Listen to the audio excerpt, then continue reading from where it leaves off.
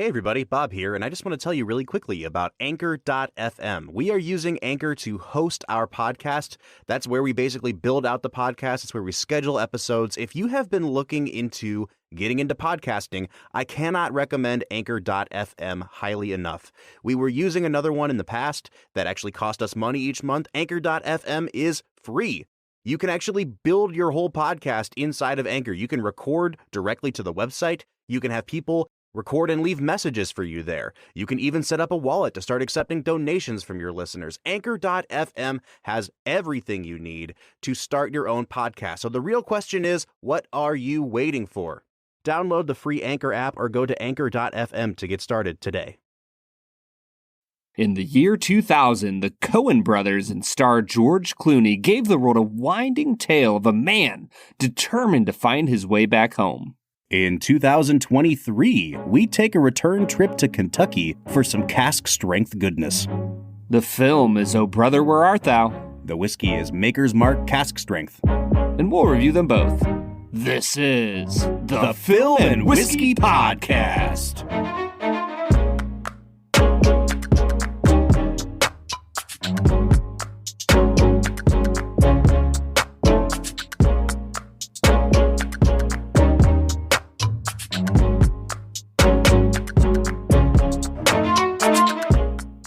Welcome to the Film and Whiskey Podcast, where each week we review a classic movie and a glass of whiskey. I'm Bob Book. I'm Brad G. And this week, Brad, we're kicking off 3 weeks of the Coen Brothers. Specifically, 3 of their broad, kind of farcical comedies. When you pick a directing duo like the Coen Brothers, it's kind of hard to narrow down. They have such a great filmography. I think this is our 3rd Coen Brothers film on the show. And so because of that, we'd already knocked out Fargo and No Country for Old Men, and we were like, well, let's do some of the comedies. I'm really excited to get into these because if I'm being frank, I think the Coen comedies are the ones that I struggle the most to put into context. I don't know if that makes sense, but like with their dramas, they're very clear about what the message is. And with the comedies, it just always seems like they're worshiping randomness and chaos and chance. And at the end of every one of these movies, just like at the end of every Shakespeare comedy, everybody gets married. At the end of every Coen comedy, somebody just like throws their hands up in the air and says like, what was this all about? And someone else is like, I don't know. And then the movie ends. And I'm always like, I don't get it. Is the movie about the randomness? Is that the point? And so, yeah, I'm rambling at this point, but I'm excited to watch these 3 movies and try to figure out what it's all about, Brad. Yeah, I mean, the ending of this movie, as we get into spoiler territory very quickly here, it's just perfect. The way, you know, most adventures are like, hey, somebody gives you a quest, and, you know, in this case, it's go get our wedding ring, and he goes and gets it and, you know, endures this flood. And, it actually wasn't in the roll top desk where I told you it was. It might have been under the mattress or something, but we can't get married until you get it. And it's brilliant and funny.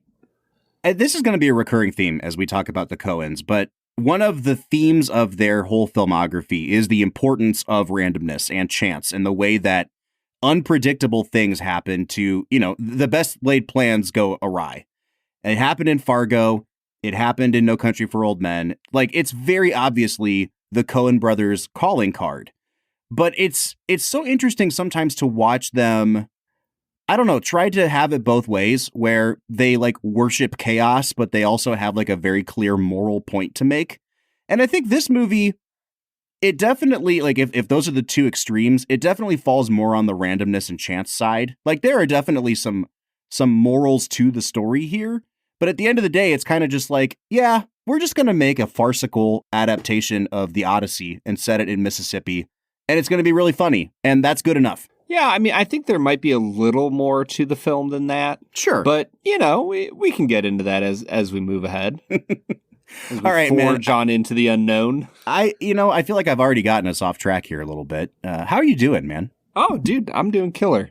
Yeah? It's early January. We've gotten all the holidays behind us. My wife and I are like as most people do, we are dieting. We are staying away from sugar.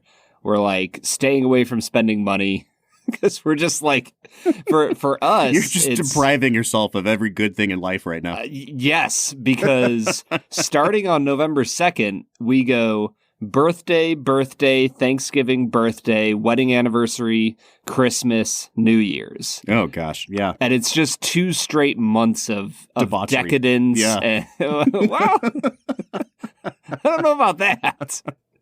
Oh, it's just a lot. So January is a nice month to like not travel anywhere, not talk to anybody, don't spend any money. It's a good time. Well, I'm glad you're making time to talk to me and to Film and Whiskey Nation on this fine evening. Brad, before we jump into America's favorite segment, which we call Brad Explains, I want to give a quick plug for our Patreon, patreon.com/filmwhiskey, where you can support the podcast. Listen, guys, it is not free for us to produce this podcast. We're buying whiskeys. We're expending our time. It takes me about 5 hours to edit every episode of this podcast.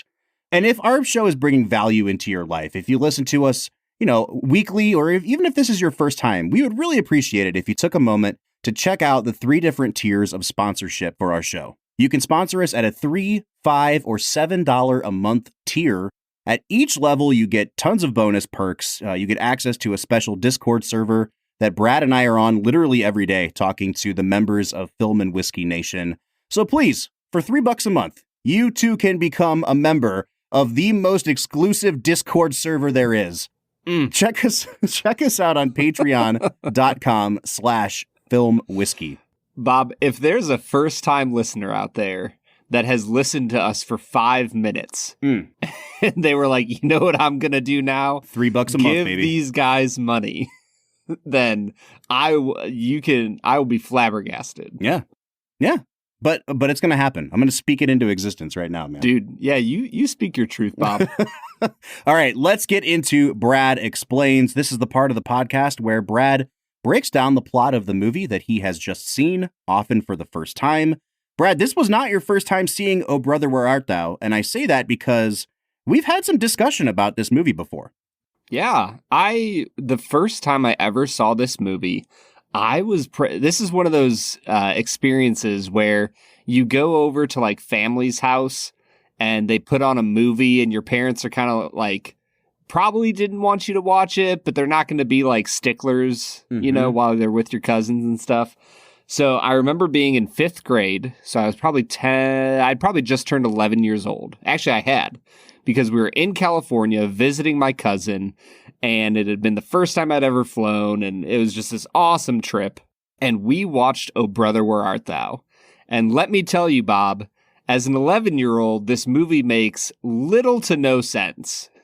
And yet, I still remember going back to it in college at some point with a ton of fond memories. I just remember thinking this was a really funny movie. So all that to say, this is probably my 3rd or 4th time watching it. And this is probably one of my higher rated comedies. I think this movie is so funny.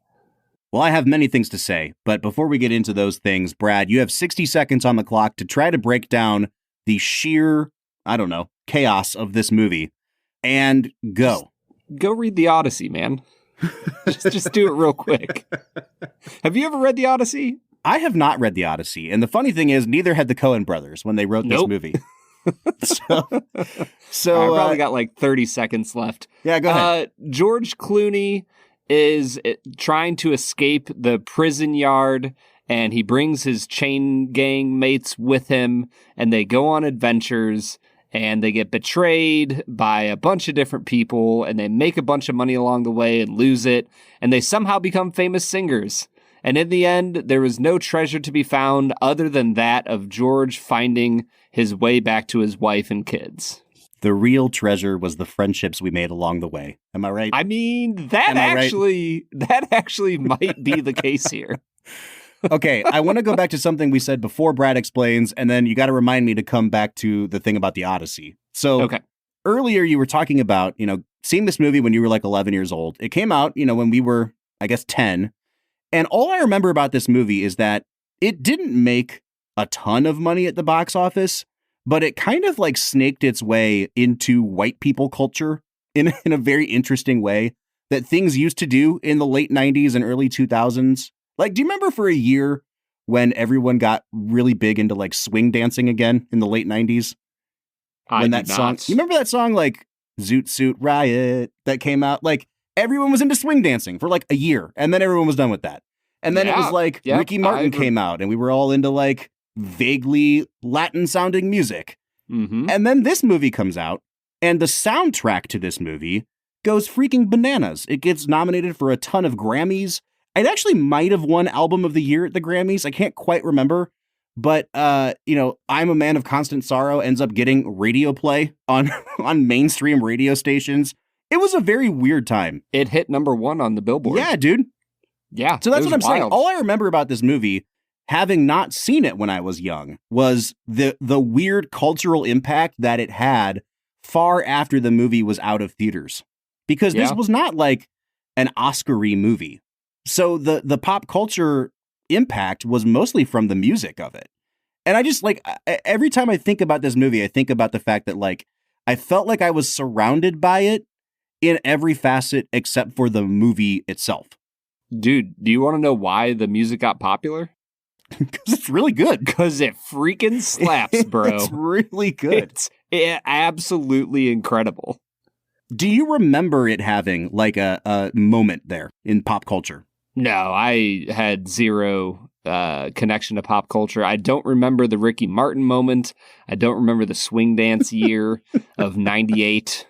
Bob apparently remembers it quite fondly. I do. I was out there swing dancing.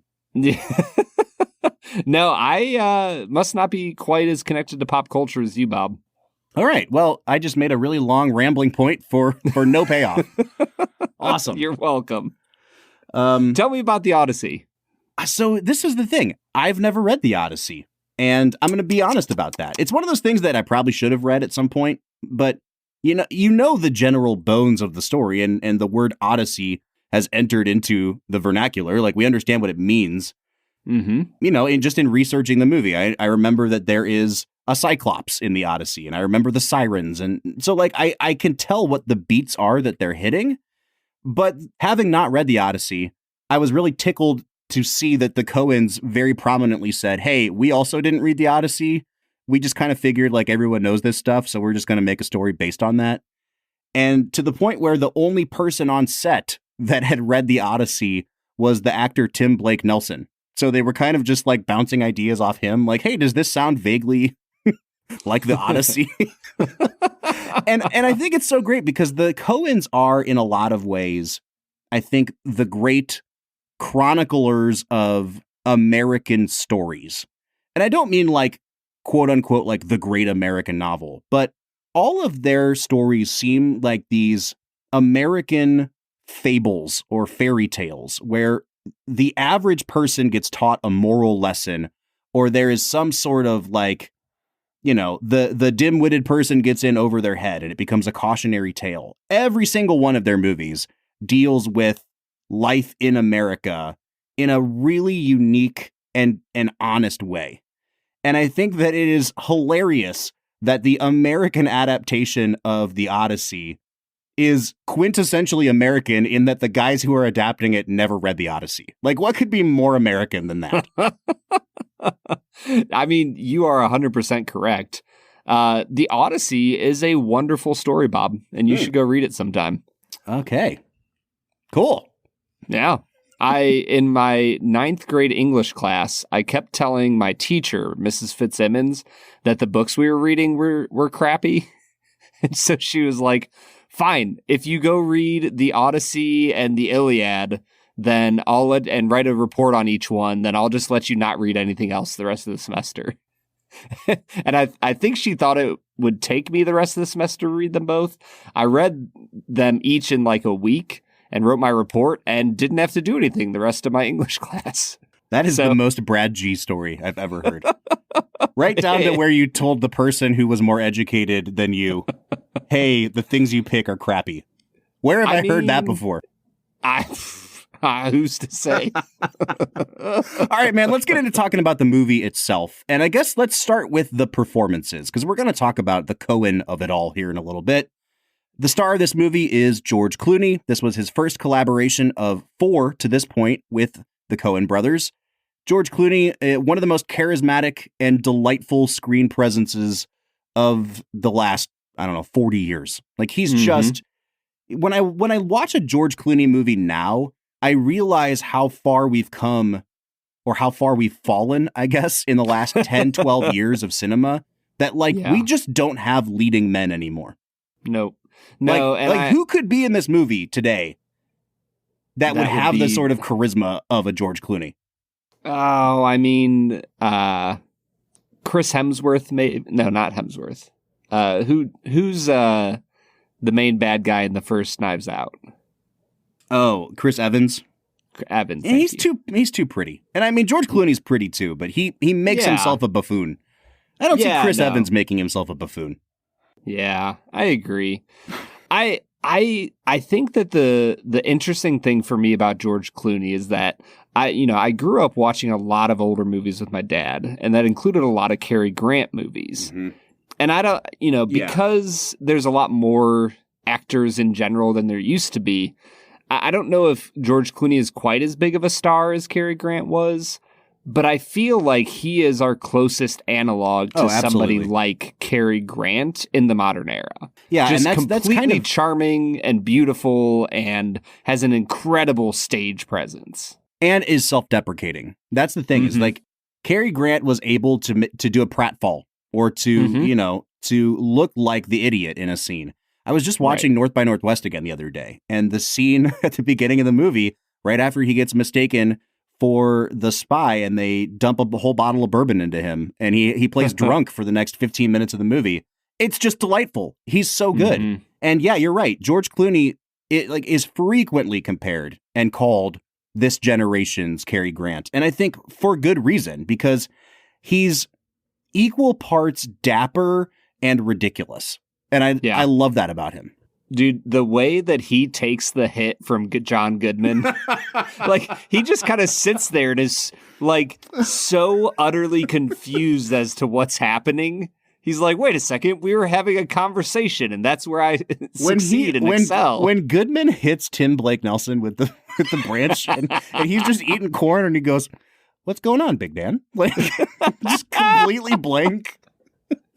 And then the way that Tim Blake Nelson runs after him, screaming like a banshee, and jumps onto his neck, and George is just sitting there watching the whole thing. Oh man, it's brilliant. So I think that's a good, we're still talking performances here, but I think that's kind of a good place to talk about the structure of the movie a little bit. And because it is, I guess episodic is the right way to describe it. It's just a collection of little vignettes of them stumbling into a town or upon a person, and you watch their little storyline play out with that person, and then they say goodbye, and then they go on to the next thing. And this is something that the Coens will come back to time and time again. They do it, I guess, the most explicitly in their most recent movie, The Ballad of Buster Scruggs, which is just, I don't know how many, 6 or 7 completely unconnected vignettes. And you kind of get that here a little bit. And I think that's why it's so hard for me to feel like this movie has a point. And yet it provides so much great comic payoff, because every scene or every vignette kind of builds to a punchline or some kind of ridiculous slapsticky moment. And in a lot of cases, Clooney and or Tim Blake Nelson are the people that execute that. Yeah, Tim Blake Nelson is just incredible in this movie. I think he might be my favorite performance. He just has a way of being so incredibly sincere with every delivery that he has for every line that I love him. I think John Turturro also does a spectacular job, but I don't know. I guess if I just had to boil it down, Bob, I think that these 3 actors, Turturro, Clooney, and Nelson, are incredible together. Oh, absolutely. It's such a great pairing. I think this is only our second John Turturro movie after Do the Right Thing, and which really sucks because he's such a great actor and he's been in so many good things. But it's so good to see him again here. And he's one of those actors that has such a distinct look to him that I don't think he gets enough credit for how differently he plays each role. Like, you're so used to being like, oh, it's John Turturro. He looks like that. He's like, he's like a tall, stretched out Steve Buscemi. Like, you're just, you know what I mean? And both of those actors, I feel like, have so much nuance and depth to their performances, but because, they just look like what they looked like in the last movie, you kind of forget how much nuance is there. And it's kind of the same thing with Tim Blake Nelson, too. They're just really, really good actors. And yet the Coens play up the oddities of their physical appearance here, as they do in a lot of their movies. Yeah, that's something that Haley said to me a few times. She's like, do you think that these people just know that they are not very attractive people? Especially in the hog wallop scene where Turturro is there with his cousin. Yep. And she's like, she literally just said, she's like, do you think they just put out a casting call for like tall, skinny, ugly men? And I was like, yeah, they probably did. Dude, your wife pulls absolutely no punches. Like, no. If she doesn't think someone's attractive, then like it is a fact that that person is ugly. Yeah, no, she is a little bit ruthless. Truly. All right, so that's our main trio, and then there's a whole cast of supporting characters who I don't even know if I want to call them supporting characters because they're mostly like cameos. We've already mentioned one of them, and it is frequent collaborator with the Coens, John Goodman. I think, Brad, this is our first ever John Goodman movie, which is even crazier to say. Because I don't think we've reviewed Monsters, Inc. on this podcast yet. And so that was the only other one that I could think of. John Goodman is a guy that every so often, when I'm scrolling mindlessly on Twitter, that somebody just reminds the rest of the world, John Goodman's never been up for an Oscar. John Goodman's never won an Oscar. He's one of our great living actors. And this is no different. This is John Goodman playing ridiculous and playing intimidating. And it is just wonderful. I think he has one of the best voices in Hollywood. Mm-hmm. Like, he just has this depth and rumbliness to it that just like reverberates through your soul. And it's absolutely incredible. What'd you think of the actual performance here? I think he does a great job. I think that with the small role that they gave him, he really has a way of just drawing you in and sucking the camera away from Clooney. And, and he says it from the start. He basically tells him that he's a fast talker, that he sells Bibles, that, the thing that I didn't understand, I was like, I don't know how often this would happen, but like the idea of somebody coming up to you and being like, hey, do you want to just take your lunch out and have a picnic with me?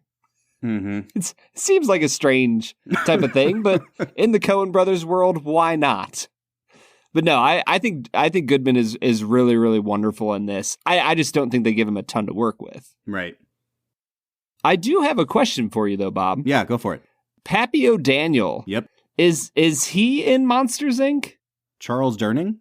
Yeah, I feel like he's the bad guy in the end. The guy who runs the company. No, that's James Coburn. That's the guy that was in The Great Escape. That plays Waternoose. Yeah. So Charles Durning, this is probably like our third or fourth Charles Durning movie. Great character actor.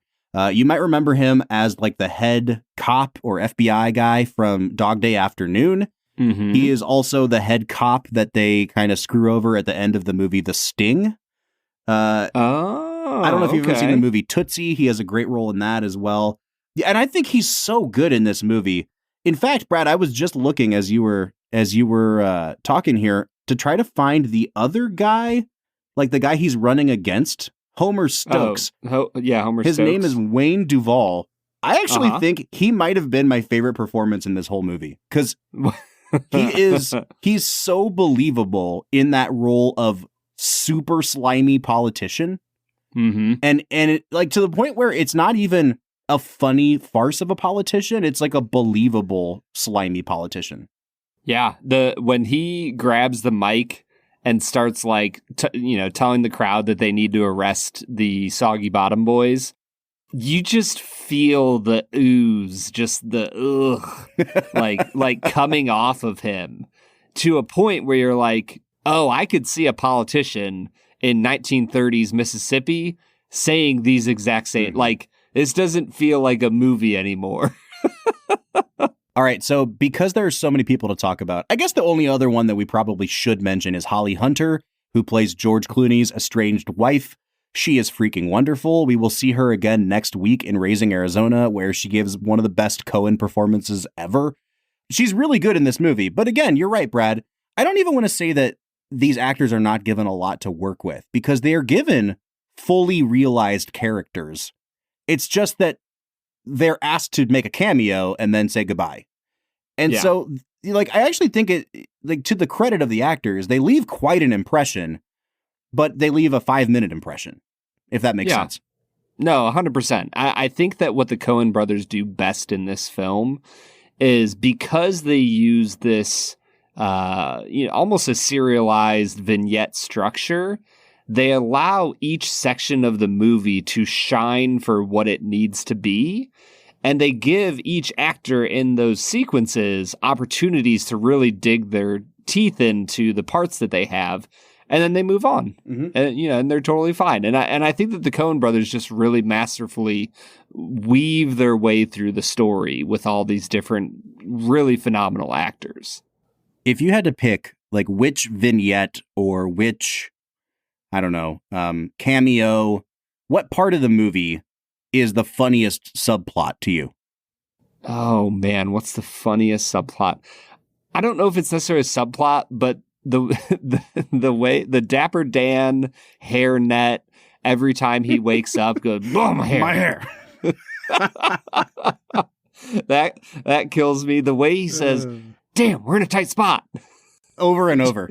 Brad, those are literally two of my notes. Like, I'm crossing them out now because I don't need to mention them anymore. But the whole scene in the drugstore where he's, I don't want fop, damn it. I'm Dapper Dan, man. It's so good. I happen to like the fragrance of my thing. That's half the reason I use it. I think one of my favorite lines in the whole movie, and I guess subplots then, is when they get picked up by the bank robber and they're just driving down the road with them. And it's the day after Delmer and Pete have gotten saved and baptized. And they're just like sitting next to a giant bag of money. And he's like, oh, I guess you guys aren't bad men. And he's like, well, we used to be bad men, but now we're saved. And he's like, oh, that's nice. And he like leans out the door and says, hey, give me that gun. And he's handing the gun out the window to him. And he goes, what line of work are you in, George? And then they just cut to a shot of him shooting a machine gun at the police officers that are tailing them. It made me laugh so hard. And I love that. Man. I love that the Coens, when they're not being mean to their characters, because I feel like there are a couple movies that they make where I struggle with how mean they are to the characters. Mm-hmm. But this is not one of them. I feel like they have lighthearted fun with how dim-witted these people are, but there are certain aspects of their personalities that they take really, really seriously. And, we'll talk about that a little bit in the back half, but I think it's especially poignant the way that they really take Pete and Delmer's morals and convictions seriously, even if they are the dim-witted ones. And they show that Clooney is the one who really has no beliefs and no convictions, and he's suffering the most because of it. And so I love that they balance out the sort of dim-witted one-liners with a real respect for and care for the people behind those lines.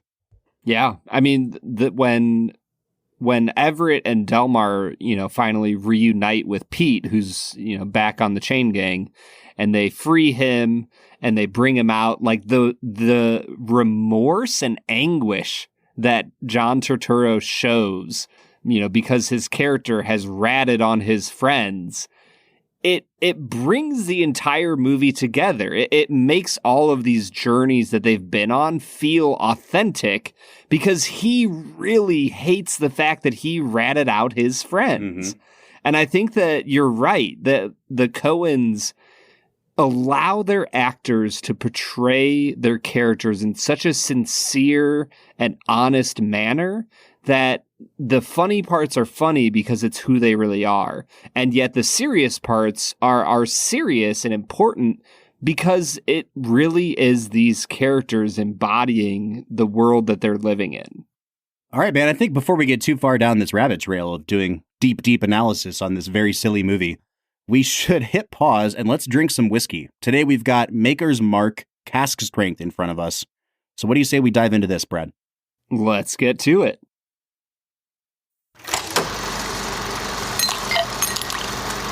All right, today we are checking out Maker's Mark Cask Strength. Brad, I think this is the third expression of Maker's Mark that we've had on this show. We've done regular Makers, I think. I know we did Maker's 46 with like one of our very first episodes ever. Yeah, I don't know if we've ever done regular Makers. I know. Okay. Yeah, I remember doing 46, but that might be it. Huh. Well, okay, so maybe this is just the second expression of Makers that we've done now. It's been a long time, is what I'm saying. This is probably the most popular wheated bourbon on the market. Now, it's not the most sought after. That would be Weller, obviously, or Pappy. But this is, I would say, pound for pound, Brad, like, or dollar for dollar, the most popular one. This stuff is always on store shelves. It's flying off the shelves. And Beam Suntory got themselves into playing with the big boys here by releasing a cask strength version of this. It's an ongoing release, so this is not any sort of special release, but it does always kind of jump around in proof point. I think it's like somewhere between 108 and 114 all the time. The barrel that we are sampling from today comes from our friends Bourbon and Stuff. They sent us this sample, gosh, Brad, a year and a half, 2 years ago now. We've been sitting on it for a long time. And this one clocks in at 110.9 proof. So, I mean, let's just say 111 at this point. Maker's Cask Strength carries a 70% corn, 16% wheat, 14% malted barley mash bill. It's non-age stated, so we're going to guess that it's at least 4 years old. Brad, I have no more to say about this. You have drunk it. I have not. Let's get into trying it, man. Yeah, the nose on this has a lot of caramel. It gets into those beautiful wheated notes of like cherry cola, vanilla. And then for me, it almost smelt like I took a handful of oats out of like the Quaker Oats. I was going to say tin, but it's a cardboard cylinder. It's like you took out a handful of oats and just shoved your nose in it. Yeah, this is real floral and really dusty. It's kind of what reminds me of like what I used to call the Willet funk. Like it's just got that really, it just seems like if you could seal up rose petals in a really dusty house. That's what this kind of reminds me of. It's not like musty. It doesn't smell dank or anything like that. But those cherry notes are definitely there, Brad. And it's not like a jar of cherries and syrup. It's like a fresh, dark cherry. Really, really nice. Tons of wood on this too. I wouldn't necessarily even say that it gives off like an oaky scent. Maybe it's cherry wood. Who knows? I have no idea. But it's wood, it's cherry, it's really floral, and it's dusty. I like it a lot. I'm going to give it an 8.5 on the nose. Yeah, I give it a 9 out of 10 on the nose. As I got into the palate, the cherry cola continued throughout for me.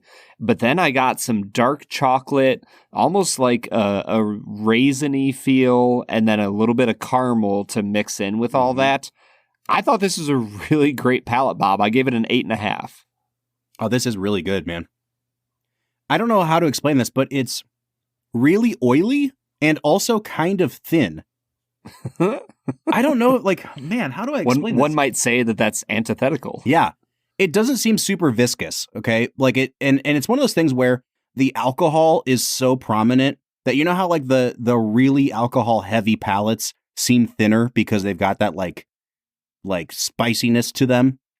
It's like that, but then after I swallow, it's not an aggressive finish and it like coats my tongue again. So it's almost like the best of both worlds. I will say that the alcohol in this really it's really prickly. However, every note you gave is a fantastic note. Like that raisiny note you got, I almost get a little bit more prune than just like straight raisin. But again, it's like unsweetened cherries and wood. And man, I'm trying to pinpoint what this reminds me of.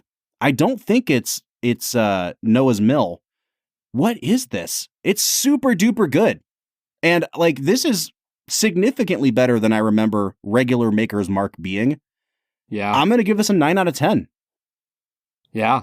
For me, it reminds me a tiny bit with all the cherry going on of like a Widow Jane. But yeah, I really like this, Bob. On the finish, The oak started to really come through. Cherry was still there, vanilla. And then it almost got a little bit like, almost like a sarsaparilla root beer kind of tanginess going on that I was a really big fan of. And I stuck it an 8.5. That's a great note because it doesn't actually taste like root beer, but it tastes like what happens after you swallow a big gulp of root beer. It's really weedy and it's tangy. Tangy is a fantastic word for this. Like the oak doesn't turn bitter. It turns tangy and there's like almost a wisp of smoke that comes out of it too on the finish. But again, like it never turns bitter. And I think that's something that the last few whiskeys we've had over the last few weeks, I feel like the oak on both of those whiskeys, whatever they were, they turned bitter. This one doesn't turn bitter. It turns weedy. And I really like that. I'm going to give this, an 8.5 out of 10. Yeah. On balance, I'm going to give it a 9 out of 10. I think this is really complex and flavorful throughout the entire experience, Bob. I am such a big fan of this. Yeah, man, I'm right there with you. I think I'm also going to give it a 9. I'm almost tempted to give it a 9.5. This is really, really good. Super consistent throughout. I would say that I would guess that this was higher than 110 if you just put it in front of me and didn't tell me the proof. It's a little bit aggressive with the alcohol. Not harsh, but just really prominent. Like it leads with the alcohol. So if you're used to your high proof alcohols being more of a slow burn, this is not that. This is like a firecracker. And I really like it, but I think I'm trying to give a bit of a disclaimer here. So it's not dinging anything for me, but I think I am just going to give it a 9 out of 10 on the balance. Yeah, that 9 out of 10, that'll show them. Just a 9. Just a 9. Bob, this whiskey will set you back in the grand old state of Ohio, $45. This is a fantastic value at $45. Yeah, I gave it an 8 out of 10 on value. I can't really think of a lot of whiskeys that retail for less than 45 or at 45 that I think are better than this. Like this is exactly right in line with a wild turkey rare breed. Yep. Rare breed. That's the only other one that I mean, because even like Old Forester 1920, that's like $60 now. Yep. And this is at least as good as that is, and it's $20 cheaper or $15 cheaper. I'm gonna give it a 9 out of 10. This is damn good. Yeah, I'm 100% with you. 9 out of 10.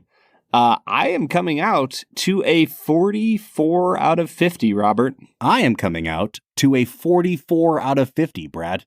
Oh my gosh. It's pretty rare that we hit the exact same number. Yeah, this might be the third or fourth time. This is really freaking good. Yeah. Yeah. And dude, I was just asking you off air, this isn't a single barrel, right? I know it's called cask strength, but it doesn't say single barrel. This is a blend. I don't know how big the batches are, but that actually encourages me because if this was a single barrel, I mean, I would still obviously recommend buying and trying. But now that I know that it's a batched whiskey, like I assume that this is kind of what the palate is going to be like, or the flavor profile is going to be like pretty consistently. Yeah. Yep. Yeah. Dude, I'm 100% in on this. Go buy yourself some Maker's Mark cask strength, everybody. Yeah. 88 out of 100. One of our highest rated whiskeys of the season, Brad. Yeah, for a while. I would say this is, but here's the thing. Not only is it one of our highest rated whiskeys, I think it might be one of our highest rated and most readily available whiskeys that isn't going to be overpriced. Like you're not going to see this in a, non-controlled state for like $120. Right. And so I'm like, this seems like an easy pickup for anybody to keep on their shelf at all times.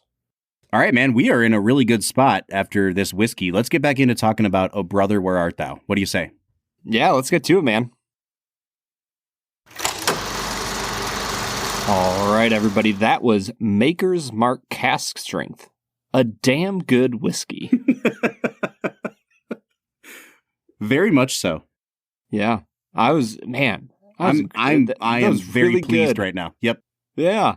Well, if you want to keep being pleased, you might not want to participate in our next segment, Two Facts and a Falsehood. 2 Facts and a Falsehood, where I had to bring in the world's leading expert on James Cameron to help me win last week. Hey, you got it though, man. I'm proud of you. I do what it takes, man. All right, everybody. This is the section of the podcast where I, Brad G., present you, Robert Book, with 2 facts and 1 falsehood, but you think that they're all true, and you usually guess the wrong one. I was going to say, I usually think none of them are true. That's the hard part. Yeah, I've actually just been making up all 3 facts for months now. Well, luckily, I brought both Joel and Ethan Coen into the room to help me sort these out. I go from the world's leading James Cameron expert to just actually getting the directors in here with me. the world's leading Coen Brothers experts, the Coen Brothers. All right, man. Hit me with these 2 facts and a falsehood. Let's see if I can parse out which one is false. Alrighty. Originally, fact number 1. Originally, the Coen brothers wanted to write a script based on a work of the Brothers Grimm.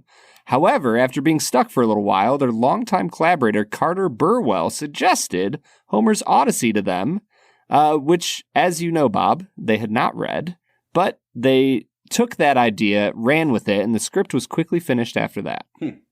Fact number 2, J.K. Simmons auditioned for multiple parts, but backed out when one of the characters, or when the character that the Coens were leaning towards casting him as, was too similar to a racist character he played on the HBO show Oz. Fact number 3, Sheriff Cooley is a tribute to Boss Godfrey, played by Morgan Woodward, the sinister chain gang boss in Cool Hand Luke. Like Godfrey, Cooley's eyes are never seen, and his mirrored sunglasses reflect his surroundings, often fire.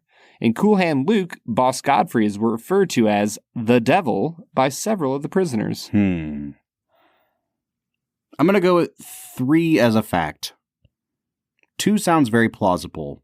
I'm leaning towards 1 as the falsehood, and the only reason why is in researching this movie, it seemed like the idea to make this be the Odyssey came about more accidentally, like they were trying to just plan a 3 buffoons escape a prison gang, and then it became like, hey, this is about their journey to go back home. Let's just make it be the Odyssey. And so when you talk about them trying to do a Brothers Grimm thing and then flipping to the Odyssey, the other thing there is that Carter Burwell, I believe, is the composer of a bunch of their films. He's the musician, like he writes the music. He is. So I don't know if they'd be going to him for advice on scripts. They might be, and I'm sure Carter Burwell is a very educated man. But number 1 is sticking out to me as probably the falsehood. I'm going to say 1's the falsehood, Brad. And Bob? Go ahead. You are correct. Hey, I did it! Yeah. Nailed it, man. I'm so happy. We had a really good whiskey, and then I won. This is like, it's a great day. The day to beat all days. What a great start to the new year, I was going to say, I can't remember the last time that we had a really good whiskey followed by a 2 facts and a falsehood win for me. Yeah, and that's, it's probably been a while, Bob. This is the reason the Buckeyes lost. Oh. You know, I couldn't have all 3 things. It had to be. Yeah. Ugh. All right. Yeah. All right, man. Let's get back into talking about. Good episode. Yeah, right. Let's go be sad and drink more whiskey.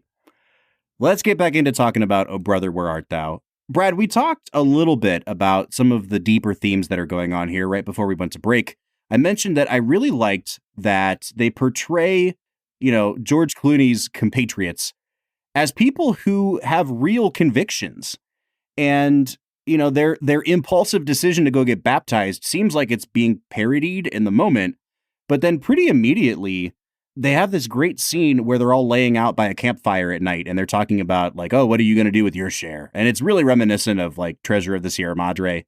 Mm-hmm. And they go around and talk about like, what are we going to do? And it's really clear that John Turturro wants to be the kind of person that is respected and in a position of authority, not to be mean about it, but just because it's something he could never have as a person who had no means. And that Tim Blake Nelson wants to go back and buy his family's farm. Like, these are very principled men. Dude, that felt so much like Grapes of Wrath. Oh, yeah. Like, he was the man who had the speech given to him about the banks and the, they're in New York. Muley. Like that, yeah. Yes, like that was Tim Blake Nelson. And then they come back to George Clooney and they ask him, like, what do you want? And he's like, I don't really want anything. And it really demonstrates immediately that these two guys, no matter how we're portraying them, no matter how George Clooney is mercilessly mocking them as not having any intelligence, they're the ones that actually have morals and have principles and are working towards something. And Clooney's the one that's kind of adrift, and you can tell has a despair about him. And you find out later in the movie that he's been lying about it all, and he really does have a driving force. But in that moment, I really love the way that they really subtly set up, the trajectories of these characters. Well, and I think that's kind of the whole drive and purpose of this movie, is to set up the dichotomy, the modern argument of science and, facts and logic versus having faith. And having an experience of conversion and an experience of belief in God. And I think that what the Coen brothers do here is really impressive in that they don't really give you an answer. They just kind of point out, look, here's what it's like to be somebody who has no faith and who belittles people of faith. And here's what it's like to be somebody who does have faith. Like, you observe and decide for yourself. And I think it's honestly a really impressive movie in that regard. All right, so here's my big struggle with Coen comedies. And I think it's probably why I love Raising Arizona so much. Because, and you'll see this in a few days when we watch it, Brad, but Raising Arizona is just like a straight farce. Like, it is ridiculous and silly, and it never stops being silly. And there are like some really heartwarming moments in it, but it's just a deeply silly film. And I feel like this movie's kind of silly too, but there's something about watching Coen movies like post Fargo, where they have all of the prestige, and you can't tell if the Coens are just kind of like laughing and like kind of giving a middle finger to the establishment and being like, oh yeah, like you want us to make another Oscar winner? Here, we're going to make The Big Lebowski now. And you can't tell if it's like all a big joke or if they actually want to, try to say something deep with their comedies. And this is one of those films where it gets at these themes just enough that I can't tell if the movie's actually about those themes or if it's just a movie that is deeply silly and about being silly that also happens to touch on deeper things. I don't know if that makes sense. Yeah, I mean, I think that the deep things that they touch on are really important.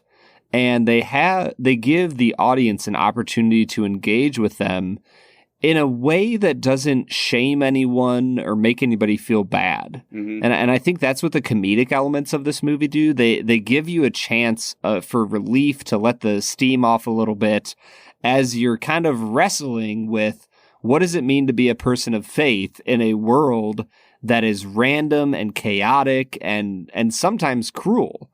Like, honestly, if I had to compare it to something, it kind of feels like the book of Ecclesiastes in the Bible, where the author of this book just continually comes back to like, I don't know, man, everything is vanity. Everything is like vapor in the wind. Like, you can't actually grab onto anything. It's all fleeting, and who knows? And you're like, yeah, that's like the Coen brothers in a heartbeat. They actually borrow really heavily from Ecclesiastes and Job in another one of their later films. So it's really funny to hear you mention that. But yeah, I guess that's part of what makes me struggle with this movie is that it is such a well-made movie. Like, just from a production quality standpoint, it's Roger Deakins cinematography. It was the first major movie to use digital color grading after the fact. So like the sepia tone was added digitally. So like, Roger Deakins, thanks a lot. You kicked off all this crappy color grading we have now, but it's done so well. And it's like they're pulling from the deepest bag of filmmaking tricks and not gimmicks, but like really, really intelligent, clever homages to old movies. And like they're using all of their directorial muscles. And so when I hold it up against like another comedy that I think is just kind of like deeply silly, take a movie like, I don't know, like Anchorman. Anchorman is a really funny movie that's not really about much. And it's just meant to be funny. And at the end of the day, it's entertaining. And that's the point of that movie. And I think some of the aesthetics and the directorial choices and the editing reflect the fact that, like, let's not take this too seriously, you know? And now Adam McKay, the director, is off making Oscar-y movies. And it feels kind of like the Coen brothers are making an Anchorman-ish movie in spirit, but like pumping all of the artistic and aesthetic qualities of their more serious movies into it at the same time. And so I watch it and I'm like, surely something with this production quality has a deeper meaning.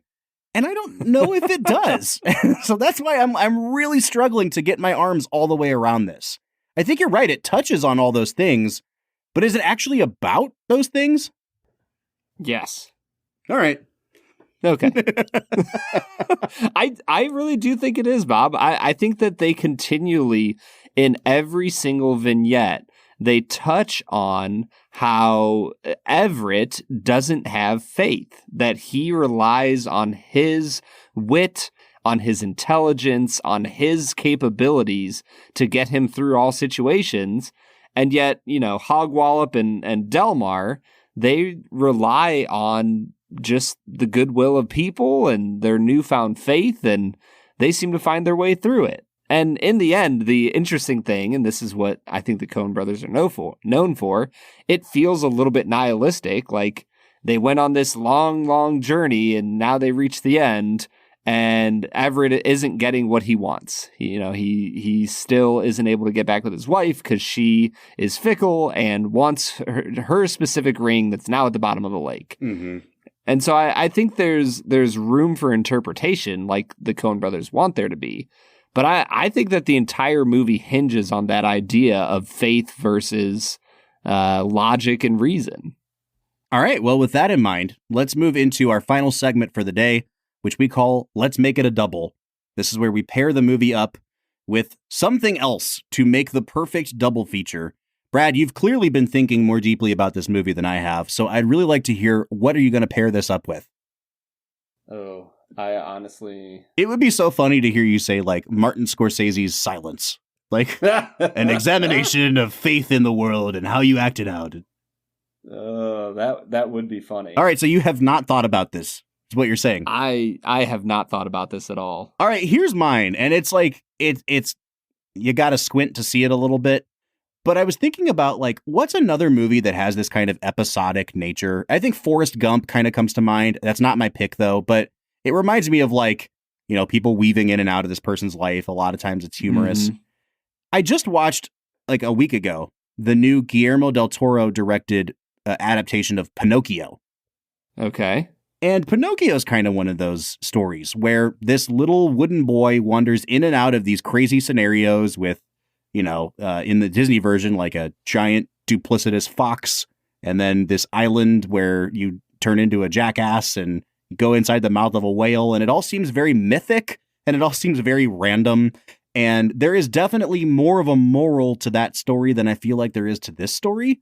But I couldn't shake the feeling that the Disney version of Pinocchio, with all of the songs that are sung and the moral guides, it just kind of reminded me a little bit of, like, Jiminy Cricket is leading this kid through life the way that, Dante is getting led through hell and George Clooney is getting led through Mississippi. So I'm going to go with the Disney version of Pinocchio.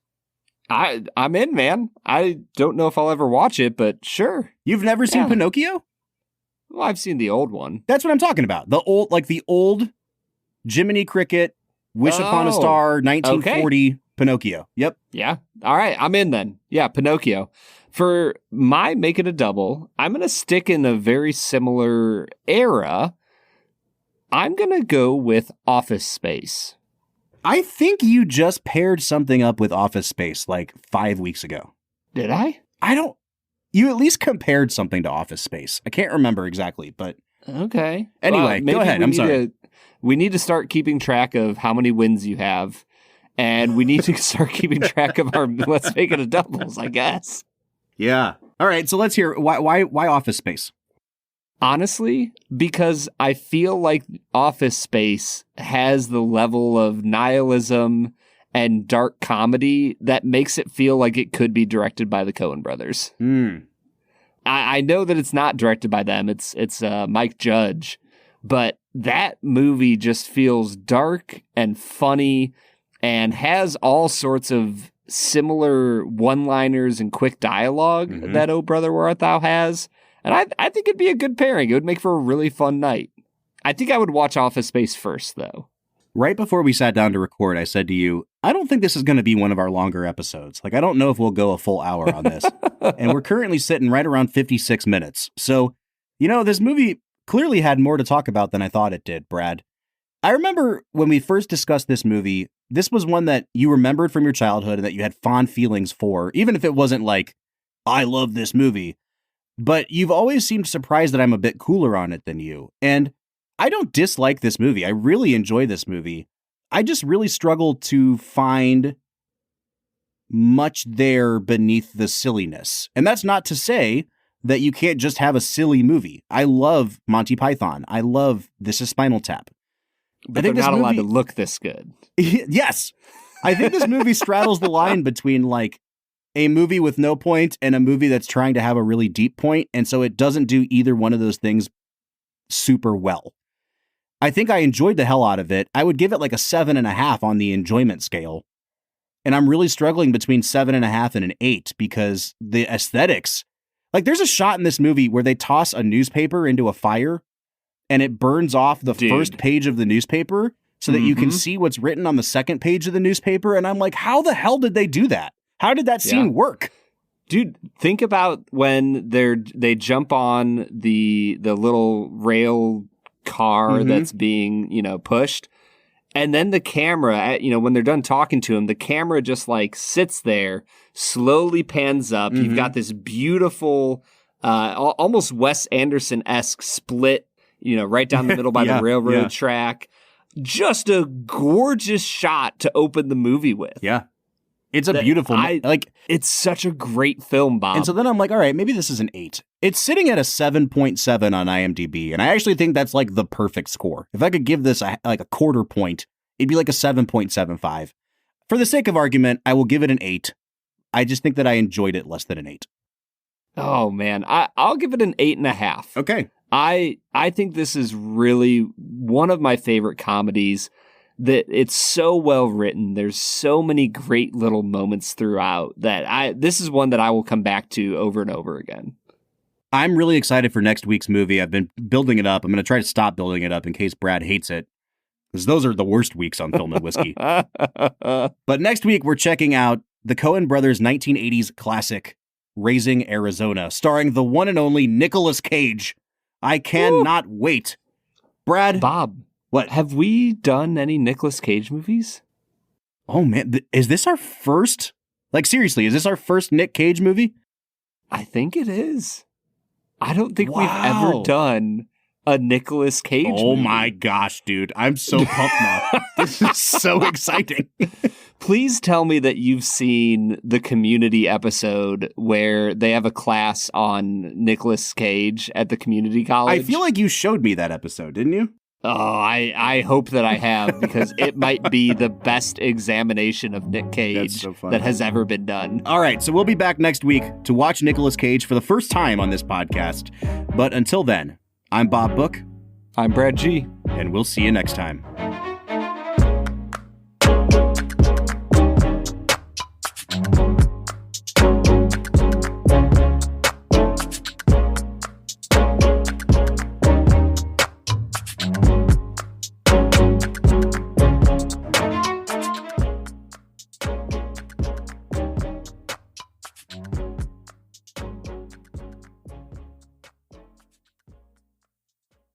Film and Whiskey Nation, do you ever think about awards? Of course you do. You drink whiskey and watch movies, which means that you know that nothing is validated until a group of random people say, hey, we love what you're doing.